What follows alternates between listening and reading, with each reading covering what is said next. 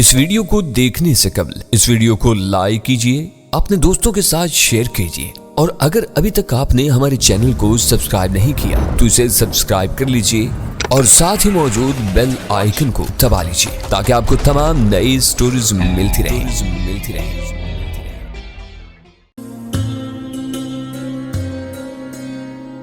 بسم اللہ الرحمن الرحیم۔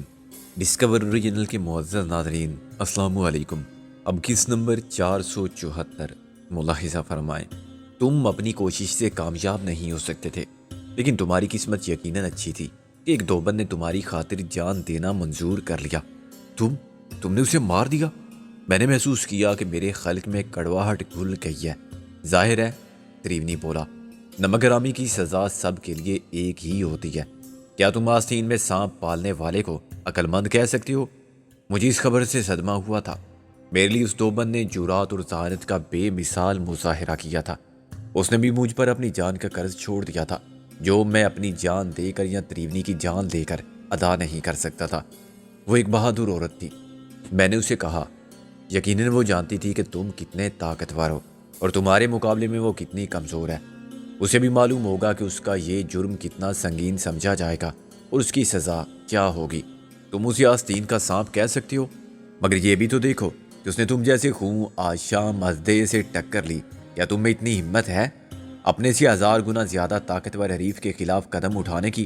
نہیں تریونی، تم اسے سلام کرو گے، اس کا راستہ کبھی نہیں کاٹو گے، اپنی بقا کے لیے اس کے ساتھ کوئی سمجھوتا کر لو گے۔ تم طاقتور کے سامنے کمزور بن جاؤ گے۔ ہاں، اگر مجھے یا تمہیں زندہ رہنا ہو تو ایسے سمجھوتے کرنے پڑیں گے۔ وہ بولا، قانون قدرت یہی ہے، بڑی مچھلی ہمیشہ چھوٹی مچھلی کو نگل جاتی ہے۔ بڑی مچھلیاں آپس میں نہیں لڑتی۔ شیر اور چیتا ایک ہی جنگل میں شکار کرتے ہیں، مگر کمزور جانوروں کا وہ ایک دوسرے پر حملہ نہیں کرتے۔ یہ جنگل کا قانون ہے۔ میں انسانوں کی بات کر رہا تھا جو تم نہیں سمجھو گے۔ میں نے کہا، مجھے یہ بتاؤ کہ تم نے دلاور کے ساتھ بقائے میں باہمی کی بنیاد پر اپنے فائدے کا سودا کیوں نہیں کیا؟ اس کے مقابلے میں میری مدد کیوں کرنا چاہتے ہو تم؟ کیا تمہیں ڈر نہیں کہ اس کو معلوم ہوگا تو وہ تمہارا بھی دشمن ہو جائے گا؟ تریونی کچھ دیر خاموشی سے ٹہلتا رہا، پھر اس نے کہا، ہر آدمی کسی نہ کسی پہلو سے کمزور ہوتا ہے سکندر بخت۔ میں بھی بہت سخت آدمی ہوں، جتنا سخت باہر سے نظر آتا ہوں اندر سے اس سے زیادہ سخت ہوں، اور یہ سختی ایک دن یا ایک سال کی پیداوار نہیں ہے، یہ ساری عمر کی سختی ہے۔ سختی جھیلنے کی صلاحیت مجھ میں یقیناً پیدائشی تھی، لیکن مجھ میں اضافی صلاحیت سختی اختیار کر لینے کی تھی۔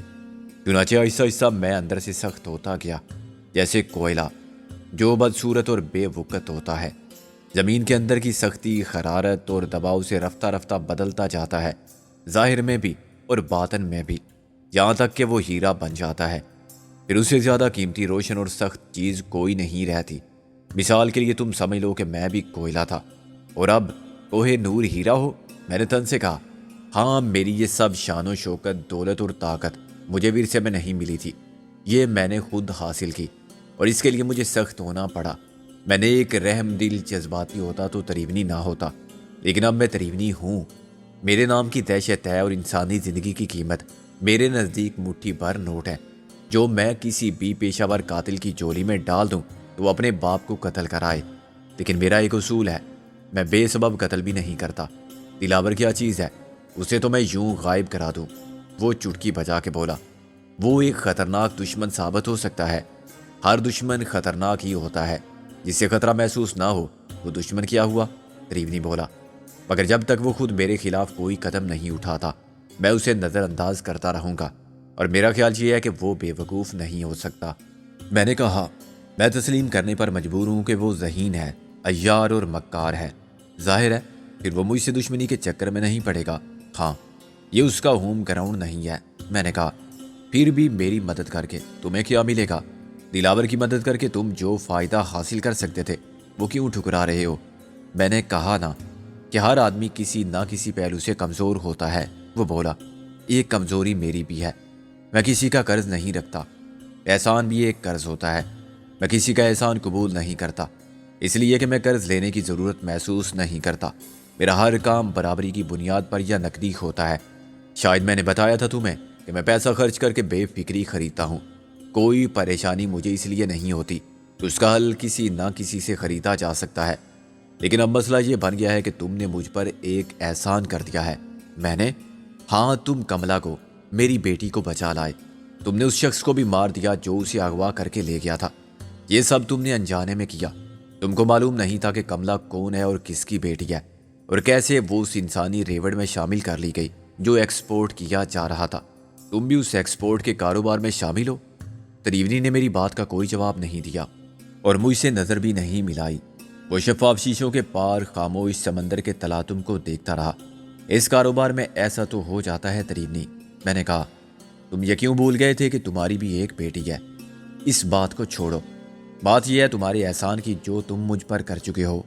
وہ پلٹ کے مجھ سے بولا، وہ سب کچھ نہ کر سکے جن کو میں نے اس کام پر مامور کیا تھا، اور کیا معاوضہ تھا تمہاری اس بیٹی کی عزت کا اور زندگی کا؟ معلوم نہیں۔ کم سے کم 10 افراد نے کہا تھا کہ وہ کملا کا سراغ لگائیں گے۔ انہوں نے پوچھا تھا کہ انعام کیا ملے گا، اور میں نے کہا تھا کہ ابھی بتا دو۔ کسی نے بھی 10 لاکھ سے زیادہ کی بات نہیں کی تھی، اور میں نے سب کو 10 گنا دینے کا وعدہ کیا تھا۔ ان میں وہ بھی تو ہو سکتے تھے جو خود کملا کو اغوا کر کے لے گئے تھے۔ تریونی نے نفی میں سر ہلایا۔ اتنی ہمت کس میں ہے کہ تریونی کی بیٹی کو اٹھا لے اور پھر معاوضہ لے کر چھوڑے؟ یہ ایک انتقامی کارروائی تھی۔ تم نے اسے ناکام بنا دیا اور کملا واپس کر پہنچ گئی۔ اس احسان کا قرض میں تمہیں 1 کروڑ روپیہ دے کر اتار سکتا تو میرے لیے بہت آسان ہوتا۔ کوئی اور کملا کو لاتا تو میں اپنے وعدے کے مطابق زیادہ سے زیادہ اتنی ہی رقم ادا کرتا اور مجھ پر کوئی قرض باقی نہ رہتا۔ لیکن مجھے معلوم ہے تم 1 کروڑ کیا 10 کروڑ لے کر بھی میرے منہ پر مار دو گے۔ یہ تم نے کیسے جانا؟ وہ ہلکی سے مسکرایا۔ تم کو لالچ ہوتا تو تم کملا کو نہ ٹھکراتے۔ وہ تمہارے لیے پاگل ہو گئی تھی۔ پاگل تو وہ ہے، مگر اسے میں نے کسی کے سامنے اتنا گرتے نہیں دیکھا تھا۔ اس نے کسی سے محبت کی بھیک کبھی نہیں مانگی تھی۔ تم اس سے شادی کر سکتے تھے، تمہیں کوئی اعتراض نہ ہوتا؟ نہیں، میرا تو مسئلہ حل ہو جاتا، یہ اس کا علاج ہوتا، اور ظاہر ہے پھر میرا سب کچھ تمہارا ہوتا۔ لیکن ایسا نہیں ہوا۔ مجھ پر تمہارا احسان باقی رہ گیا۔ احسان کے بدلے میں تم پر احسان کر سکتا ہوں۔ جہاں تک ہمارا تعلق ہے، ہم نے تم پر کوئی احسان نہیں کیا تھا، میں نے کہا۔ لیکن تم اپنے کمپلیکس سے بچنے کے لیے احسان کرنا چاہتے ہو تو ہمیں دلاور کے بارے میں بتا دو کہ وہ کہاں ملے گا۔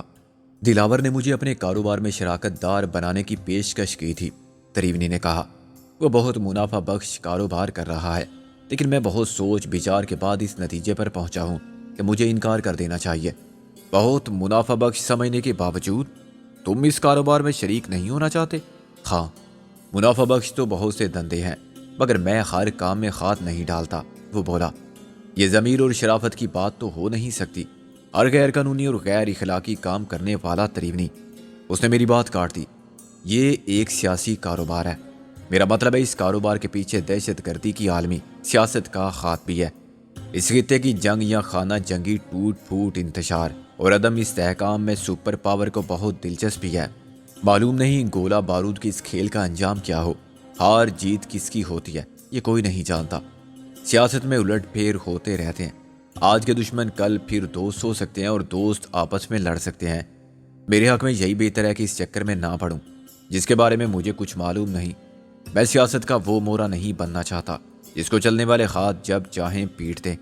اس کے علاوہ وہ بھی ایک بات یہ ہے جو میں نے ابھی کہی تھی کہ میں بے سبب قتل کرنے کا قائل نہیں ہوں، اور بے حساب منافع کا لالچ بھی مجھے قائل نہیں کر سکا کہ یہ قتل عام جائز ہے جو مشرقی پاکستان میں ہو رہا ہے۔ مجھے اس کے سیاسی اسباب سے سروکار نہیں، اور نہ میں یہ سوچتا ہوں کہ مرنے والے ظالم ہے یا مظلوم، لیکن وہ قتل عام جس میں بوڑھے، بیمار اور بچے، فاقہ کرنے والی عورتیں اور نادار لوگ سب شامل ہوں، بے سبب ہے۔ ان کو تو سیاست کا مطلب بھی نہیں معلوم، نہ وہ مجیب کے 6 نکات کو سمجھتے ہیں اور نہ 2 قومی نظریے کو۔ اپنے سیاسی حریف کو قتل کرنا میری سمجھ میں آتا ہے۔ وہ ایک طرح سے کاروباری حریف ہوتا ہے۔ وہ جانتا ہے کہ اس کا دشمن کون ہے اور دشمنی کی وجہ کیا ہے، جیسے میں جانتا ہوں کہ کوئی مجھ پر گولی چلانے آئے گا تو کیوں آئے گا، اور وہ میرا دشمن بھی ہوگا تو کیوں ہوگا۔ میں یہ بھی نہیں کر سکتا کہ کسی کو 1 لاکھ دوں اور کہوں کہ جاؤ کسی بھی جھونپڑ پٹی میں یا کسی بھی فٹ پاتھ پر سوئے ہوئے 10 آدمی مار آؤ۔ اسلحہ کسی ایسے آدمی کے ہاتھ میں نہیں جانا چاہیے جو اس کا جائز استعمال نہ کرے۔ میں اسے حیرانی سے دیکھتا رہا۔ نہ صرف یہ کہ اس نے اپنی سیاسی سمجھ بوجھ کی معقولیت کا مظاہرہ کیا تھا، بلکہ اپنی شخصیت کے ایک ایسے پہلو کو بھی بے نقاب کر دیا تھا جو شاید کسی نے نہیں دیکھا تھا۔ میں نے کہا تم نے بالآخر مجھے قائل کر لیا ہے کہ تم شیطان نہیں ہو۔ شیطان اور آدمی کے درمیان فرق کتنا بھی کم ہو جائے مگر نہ شیطان کبھی انسان بن سکتا ہے اور نہ انسان پورا شیطان۔ تم احسان کو تسلیم کرتے ہو اور بے گناہ خون کے خلاف ہو، چنانچہ اپنی تمام ظاہری و باطنی سختی اور فطری خباثت کے باوجود تم آدمی ہو، بہت برے آدمی ہو مگر ہو آدمی۔ اسی صورت پر عجیب طرح کی طمانینت سے پور مسکراہٹ پھیل گئی۔ Thank you. رابعہ اور گل کافی بنا لائی تھیں، انہوں نے بھی تریونی کے خیالات سنے تھے اور متاثر نظر آ رہی تھی۔ تریونی کو اور ہمارے درمیان کشیدگی کم ہو گئی تھی۔ دلاور کو یہ سب معلوم نہیں ہونا چاہیے، تریونی نے بیٹھتے ہوئے کہا، ورنہ وہ میرا دشمن ہو جائے گا، پھر مجھے اس کے خلاف کارروائی کرنی پڑے گی اور اگر میرا نقصان ہوا تو اس کا ذمہ دار میں تمہیں سمجھوں گا۔ ہمارے پاس اتنا وقت ہی نہیں ہے کہ ہم یہاں کسی کی دوستی یا دشمنی کے چکر میں پڑیں۔ میں نے کہا ہم مجبوراً یہاں رکے تھے اور ہماری بدقسمتی کہ دلاور کو یہاں ہماری موجودگی کا علم ہو گیا۔ ہم اگر اس لاج کو واپس نہ لاتے تو نہ اس کارنامے کی شہرت ہوتی اور نہ دلاور کو ہمارا سراغ ملتا۔ اس کے بعد ہمیں اس لیے رکنا پڑ گیا کہ ہمارے دونوں ساتھی اغوا ہو گئے، اور تمہیں یقین ہے کہ انہیں دلاور کے سوا کوئی نہیں اغوا کر سکتا؟ تریونی بولا، نہیں، ہمیں یہاں جانتا کون ہے؟ میں نے کہا انہیں اغوا کرنے کا مقصد یہ معلوم کرنا کہ باقی لوگ کہاں ہیں اور ہمارا پروگرام کیا ہے۔ میں نے کہا وہ جاننا چاہتا ہے کہ ہم اس کے پروگرام کے بارے میں کتنا جانتے ہیں۔ وہ ایک بین الاقوامی گروہ کا رکن ہے۔ اسلحے کے کاروبار میں ملوث لوگ بہت خطرناک ہوتے ہیں، ہم بھی ایک بہت بڑی طاقت ہیں۔ ایم مارس کا نام ضرور سنا ہوگا تم نے۔ تریونی نے نفی میں سر ہلایا، میں اخبار نہیں پڑھتا، میرے کام کی خبر مجھے اپنے ذرائع سے مل جاتی ہے۔ یہ وطن پرست، انسانیت دوست اور انصاف پرور شوریدہ سر انسانوں کی تنظیم ہے۔ شوریدہ سر؟ جنونی اور خبتی۔ اور کیا قوت ہے اس تنظیم کی؟ وہ بولا، لامحدود، کیونکہ جذبے کی کوئی انتہا نہیں ہوتی۔ ہم موت کی سرحد سے بھی آگے چلے جاتے ہیں شہید ہو کر۔ میرا مطلب افرادی قوت سے تھا، تریونی نے کہا۔ وہ بھی بہت ہے، ہر قدم پر، ہر جگہ جہاں بھی ہم جاتے ہیں ہمارے ساتھی، ہمارے حمایتی موجود ہوتے ہیں جو عملاً ہماری مدد کرتے ہیں۔ اس حد تک ہماری خم خیال تم بھی ہو کہ تم اس قتل عام کے خلاف ہو جو مشرقی پاکستان میں ہو رہا ہے، اور تم ہماری مدد بھی کر رہے ہو۔ میں نے کہا۔ تریونی متاثر نظر آنے لگا تھا۔ اس نے کہا بات یہ ہے کہ دلاور تک پہنچنا آسان نہیں ہوگا۔ پہلے اس نے روم نمبر 404 ہوٹل سی سائٹ دیکھا تھا، پھر نمبر یہی رہا، مگر اس نے ہوٹل پام گرو بتایا، لیکن وہ دونوں جگہ نہیں ملا ہوگا۔ ہاں، ہوٹل سی سائٹ والوں نے کہا کہ اس کمرے میں کوئی چودھری دلاور نہیں ہے۔ میں نے کہا کیا انہوں نے بتایا تھا کہ وہاں کون ہے؟ تریونی نے نفی میں سر ہلایا، وہ کیوں بتاتے، لیکن ہوٹل پام گرو کی آپریٹر نے غلطی سے بتا دیا تھا۔ تمہیں یاد ہے وہ نام؟ میں نے کہا۔ تریونی نے ذہن پر زور دیا، کسی نواب کا نام لیا تھا، نواب خسرو جمشید۔ میں نے کہا یس، یہی نام تھا، مگر تمہیں کیسے معلوم ہوا؟ میں نے ذہانت کی اس مظاہرے پر داد طلب نظروں سے خواتین کی طرف دیکھا۔ یہ بھی چودھری دلاور کا ایک مرحوم نام ہے۔ مرحوم نام؟ ہاں، ان کا ایک ساتھی تھا جو مارا جا چکا ہے۔ اگر تم ملنے جاتے تو تمہاری ملاقات ضرور دلاور سے ہو جاتی۔ ٹیلی فون پر وہ کیسے مل سکتا تھا؟ میں نے کہا خیر، اب ہم اسے تلاش کر لیں گے۔ ایک بات اور بتا دوں، وہ بولا، ممبئی کے ساحل سے مشرق کی جانب 30-35 کلومیٹر کے فاصلے پر ایک ویران جزیرہ ہے۔ پہلے وہ ایک بہت دولت مند آدمی کی ملکیت تھا۔ اس نے وہاں ایک محل بنوایا تھا، کہتے اس میں 118 خواب گاہیں تھیں۔ عام دنوں میں وہاں وہ خود رہتا تھا اپنی کنیزوں کے ساتھ۔ کہا جاتا ہے کہ ان لڑکیوں کی مجموعی تعداد 250 کے لگ بھگ تھی جو اس کے مہمانوں کی خدمت پر مامور تھی۔ خدمت کا مطلب تو سمجھتے ہو نا؟ ہر 14ویں چاند کی رات کو وہ ایک ڈنر دیتا تھا جس کے شرکاء ٹاپ کے لوگ ہوتے تھے۔ اس جیسے بزنس مین، اسے کور دینے والے ٹاپ کے بیوروکریٹ، سیاستدان۔ میں خود کبھی وہاں نہیں بلایا گیا کیونکہ میں نچلی سطح کا آدمی تھا، لیکن میں نے سنا ہے کہ اس کے ڈنر کے لیے خفیہ دعوت نامے ارسال کیے جاتے تھے، اور جو لوگ مدعو ہوتے تھے وہ اپنے آپ کو خوش قسمت تصور کرتے تھے۔ ظاہر اس رات کوئی خوابگاہ خالی نہیں رہتی تھی۔ میں کسی کا نام نہیں لے سکتا، مگر میں نے سنا ہے کہ کچھ مہمان تو مستقل تھے، تقریباً نصف، باقی نصف بدلتے رہتے تھے۔ اس میں دہلی اور آسام تک کے لوگ بلائے جاتے تھے، اور شاید بیرونی ممالک سے بھی۔ یہ کاروباری تقریب ہوتی تھی، لیکن عام آدمی اسے عیاشی کا نام دیتا تھا۔ حالانکہ جس قسم کے لوگ وہاں آتے تھے ان کو عیاشی کے لیے کہیں جانے یا جمع ہونے کی ضرورت نہیں ہوتی۔ وہ عیاشی کے لیے روز ٹوکیو یا پیرس بھی جا سکتے ہیں، اور ان کی زندگی میں عیاشی اتنی اہم بھی نہیں ہوتی۔ خیر یہ ایک دلچسپ کہانی تھی، اس لیے سنا دی۔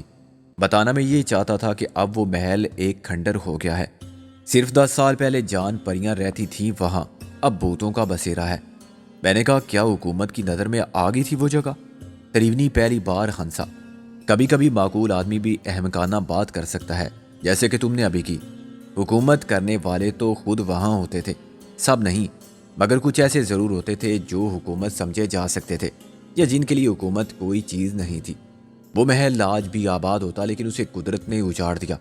اسے 1 مربع کلومیٹر کے جزیرے کو جنوب کی طرف سے ایک چٹان نے بچا رکھا تھا، جو دیوار کی طرح مغرب تک پھیلی ہوئی تھی۔ سمندر جب چڑھتا تھا تو یہی دیوار محل کو محفوظ رکھتی تھی۔ شاید ہزاروں لاکھوں سال سے لہریں اس دیوار سے سر ٹکرا رہی تھی۔ بالآخر انہوں نے دیوار کو شکست دی اور ایک رات چٹان جزوی طور پر گر گئی۔ مجھے یہ بھی بتایا تھا کسی نے کہ ایسا سمندر میں زلزلے کی وجہ سے ہوا۔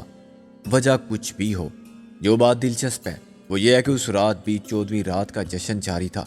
جب سمندر کا پانی محل کی دیواروں سے ٹکرایا اور خواب گاؤں کے دروازے توڑ کے اندر داخل ہوا تو قیامت آ گئی۔ محل کا ایک حصہ ڈوبنے سے 7 افراد تو دب گئے، مگر تقریباً نصف کو سمندر بہا کے لے گیا۔ ہر موج جب واپس جاتی تھی تو اپنے ساتھ کسی کو لے جاتی تھی۔ جو لوگ دور بھاگ گئے وہ بچ گئے، بھاگے وہی جو ہوش میں تھے۔ لوگوں نے کہا کہ یہ اللہ کا قہر تھا، گناہوں کی سزا تھی۔ لوگ ایسے واقعات سے اس قسم کے نتائج اخذ کر کے بہت خوش ہوتے ہیں۔ سیلاب کتنی غریب بستیوں کو ہر سال بہا کر لے جاتا ہے۔ محل کا مالک بھی مرنے والوں میں شامل تھا۔ اس کے بعد کسی نے ادھر کا رخ نہیں کیا۔ چٹان کی جگہ کنکریٹ کی دیوار بھی کھڑی کی جا سکتی تھی، لیکن کسی نے توجہ ہی نہ دی۔ بعد میں جسے موقع ملا وہ ساز و سامان میں سے کچھ لے گیا۔ دروازے کھڑکیاں تک باقی نہیں رہے۔ ابھی بھی پانی وانک سر جلگار کرتا ہے۔ محل آہستہ آہستہ گر رہا ہے۔ کچھ عرصہ وہاں اسمگلر اپنا مال اتارتے رہے، پھر کسٹم والوں نے چھاپے مارنے شروع کیے تو یہ سلسلہ بھی ختم ہو گیا۔ غالباً دلاور اسی جزیرے پر ہے۔ میں نے پوری بات خاصی دلچسپی کے ساتھ سنی تھی، مگر مجھے اندازہ نہ تھا کہ اس کا اختتام اتنا حیرت انگیز ہوگا۔ میں نے چونک کر کہا، یہ خیال کیسے آیا تمہیں؟ اسے دیکھ کر تریونی نے کہا، تم نے اسے جزیرے پر دیکھا ہے؟ پھر شک کی کون سی بات ہے؟ ضرور محسن اور غالب وہیں قید ہوں گے۔ نہ میں نے اسے جزیرے پر دیکھا ہے اور نہ میں یقین کے ساتھ کچھ کہہ رہا ہوں، تریونی بولا۔ ایک اطلاع ملی تھی مجھے کہ دلاور کو جوہو بیچ پر دیکھا گیا ہے۔ اس کا تعاقب کرنے والے نے بعد میں بتایا کہ وہ کسی لانچ پر گیا تھا۔ جب لانچ واپس آئی تو وہ لانچ پر نہیں تھا۔ لانچ چلانے والے نے تصدیق کی کہ ایک شخص اس جزیرے پر گیا تھا۔ جاتے وقت اس نے آنے جانے کا معاوضہ طے کیا تھا، مگر وہاں پہنچ کر اس کا ارادہ بدل گیا۔ اس نے کرایہ دونوں طرف کا دے دیا تھا معاہدے کے مطابق، مگر لانچ کو رخصت کر دیا۔ ظاہر ہے وہ ایک لانچ کے ناخدا کو اپنے ارادے کے بدل جانے کی وجہ یا اپنا نام بتانے کا پابند نہیں تھا۔ تاہم اس کے حلیے سے تصدیق ہوتی تھی کہ وہ دلاور ہی ہو سکتا ہے۔ مزید یہ کہ میرے آدمی سی سائیڈ اور پام گرو دونوں ہوٹلوں کی نگرانی کر رہے ہیں۔ ان کی رپورٹ ہے کہ گزشتہ رات سے اب تک روم نمبر 404 خالی ہے۔ دلاور کو ہوٹل میں آتے یا وہاں سے نکلتے ہوئے کسی نے بھی نہیں دیکھا۔ ایک روم میڈ نے تصدیق کی ہے کہ دلاور کے حلیے کا ایک آدمی اس کمرے میں کبھی کبھی آتا ہے، دونوں جگہ، مگر اس کے آنے کا اور جانے کا کوئی وقت مقرر نہیں ہے۔ اس کا نام وہی ہے، نواب خسرو جمشید۔ تمہاری سیکرٹ سروس کی رپورٹ میرے لیے بہت مددگار ثابت ہوگی۔ میں نے کہا، یہ بتاؤ کہ ہم وہاں جانا چاہیں تو لانچ کے علاوہ بھی کسی ذریعے سے جا سکتے ہیں؟ لانچ پر جانے میں کیا حرج ہے؟ اگر وہ وہاں ہوئے تو انہیں ہماری آمد کا علم ہو جائے گا اور وہ ہمارا استقبال گولیوں سے کریں گے۔ میں نے کہا، تم رات کے وقت جا سکتے ہو، لانچ کی آواز بہرحال ان کے کانوں تک پہنچ جائے گی۔ تریونی نے کہا، تم ہماری مدد کرنا چاہتے ہو تو ہمارے باحفاظت وہاں اتر جانے کا کوئی بندوبست تو کر دو۔ میں نے کہا، تم ابھی اسی وقت جاؤ گے؟ تریونی نے کہا، اگر یہ ممکن ہو تو اس سے بہتر بات کیا ہوگی کہ ہم جلد از جلد ان تک پہنچ جائیں۔ میں نے کہا، لانچ کا بندوبست میں کر سکتا ہوں۔ اس نے اپنی واچ دے کر کہا، 1 بجا ہے اس وقت، 2 گھنٹے بعد تم جا سکتے ہو، مگر سوال وہی ہے کہ اچھا دیکھو، میں کوشش کرتا ہوں اگر کسٹم کی کوئی لانچ مل جائے اور تم کسٹم والوں کی وردی میں وہاں اتر سکو، یہ محفوظ ترین صورت ہوگی۔ میں نے کہا، ہم اطمینان سے جزیرے کی اور پورے محل کی تلاشی بھی لے سکیں گے۔ پھر میں چلتا ہوں۔ تریونی اٹھ کھڑا ہوا، تم لوگ یہیں ٹھہرو، انجوائے کرو۔ اچھی خوبصورت لڑکیاں جمع کی ہیں تم نے، اور یہ لڑکی تو پٹاخہ ہے، ایکٹنگ اچھی کر لیتی اور ہمت والی بھی ہے۔ मगर लड़का नहीं बन सकती। क्यों सरदार जी? गुल का चेहरा गुलाबी हो गया। मैंने त्रिवेणी की बात का बुरा नहीं माना। वो हम सबको अपनी नज़र से देख रहा था। हम उसे क्या बताते कि हम 2 घंटे में क्या इंजॉय करेंगे, जब हमने उसकी ज़िंदगी के लिए खुद कांटों की सेज सजा लिया है। हालांकि ये उम्र और हमारे हालात अपने दामन में खुशियों के सब फूल भर लेने के लिए भी साजगार हो सकते थे। जिसे राबिया जैसी औरत की मोहब्बत और ज़िंदगी पर कामिल इख्तियार हासिल हो, और जिसे दिलावर ने लाखों नहीं करोड़ों के खजाने की कुंजी थमा दी हो, वो अपने लिए दर बदरी और खसरत तामीर के ख्वाब मुंतखब करे, वो त्रिवेणी जैसे शख्स की नज़र में तो पागल ही ठहरेगा। मगर अपनी यही दीवानगी इश्क तो वो अंदाज था जिस पर मुझे भी उतना ही नाज था जितना राबिया को या गालिब को और नाजो को। तुम्हें और कुछ चाहिए तो बोलो, आज जो चाहो मांग लो, त्रिवेणी ने कहा। कल तुम हमें पहचानोगे भी नहीं। उसने नफ़ी में सर हिलाया। मैं अपना कर्ज बेबाक कर रहा हूँ और मैं ये नहीं पसंद करूँगा कि तुम कल इस कर्ज की दूसरी किस्त वसूल करने आ जाओ। यकमुश्त मांग लो मुझसे, कुछ भी, नकद रकम, असलहा। मैंने कहा सोच के बताऊँगा। त्रिवेणी ने सर हिलाया। सोच लो और मशवरा कर लो। मैं 3 बजे से पहले फिर आऊँगा। उसकी शाहाना ब्लैक शेवरलेट बे आवाज़ चलती हुई कॉटेज के ड्राइवे से गुजर गई तो मैंने इत्मीनान का सांस लिया और सोफे पर दराज हो गया। इसी कमरे में राबिया के साथ गुल बैठी हुई थी और नाजो किंग साइज बेड पर दराज थी। साढ़े वाल भी तो वेखो सोनियो, गुल ने राबिया के गालों पर चुटकी लेकर कहा। असी ते मर गए हैं। राबिया का रंग सुर्ख पड़ गया। ये क्या बेहूदगी है? नाजो ने हंसना शुरू कर दिया। सरदार जी हम चले जाएं, बड़ा प्यार आ रहा है सरदारनी पर। मैंने सिगरेट जलाते हुए कहा। खाक प्यार आ रहा है, नाक कटवा दी मर्दों की। वो जाते जाते पटाखा कह गया। अब गुल का रंग गुलाबी होने लगा। राबिया हंसी। तुमसे नहीं होगा ये मर्दाना किरदार, तुम वो दरमियाना रोल करो वरना हर जगह यही होगा। गुल ने बिगड़ के कहा। पता नहीं कितनी बार मैं मर्दाना लिबास में भैया के साथ वारदातों में शरीक हुई, कभी किसी ने नहीं पहचाना। मैंने कहा कहती तो तुम भी ठीक हो मिस गुल बानो। दरअसल वो तुम्हारा नहीं नागमणि का रूप था जिसे किसी ने नहीं पहचाना था। अब तुम गुल बानो बन के सब कुछ भूल गई हो कि मर्दों के क्या अंदाज होते हैं। याद है तुम्हें कि तुम सिगरेट पीती थी और फराटे से मर्दाना वार गालियां बकती थी, वो गालियां जो दूसरे लोग भी आम गुफ्तगू में इस्तेमाल करते थे, तुम्हारी जबान पर भी चढ़ी हुई थी। अब तो दाढ़ी मूंछ लगा के भी तुम वही हाय अल्लाह और उई अल्लाह से बात करोगी। गुल का शर्म से बुरा हाल हो गया। अब मैं वैसी तो फिर बन नहीं सकती। भाई तुम्हारे लिए क्या मुश्किल है, जब नमूना सामने हो तो बस नकल ही उतारनी है ना। नाजो ने कहा। नमूना? कैसा नमूना? राबिया ने कहा। भाई तुम्हारे मियाँ का किरदार करना है तो मियाँ को देख लो। नाजो शरारत पर तुली बैठी थी। और अगर नहीं देखा तो कभी छुप के देखो। भाई सिकंदर लड़की ना तजर्बा कार है, इसके लिए एक तरबीती मुजाहिरा होना चाहिए। हंसते हंसते उसकी आंखों में आंसू आ गए थे। उसका साथ गुल भी दे रही थी। चुनाचे राबिया की हालत खैर थी। हाँ तरबीती मुजाहिरे में मेरा किरदार तू कर ले। नाजो की बच्ची राबिया ने उसे नोचना शुरू कर दिया। मुझे भी हंसी आ गई। जब ये तूफान बदतमीजी थमा तो मैंने कहा, क्या ख्याल है स्विमिंग के बारे में? कॉस्ट्यूम तो मिल जाएंगे। उन्होंने एक दूसरे की तरफ देखा।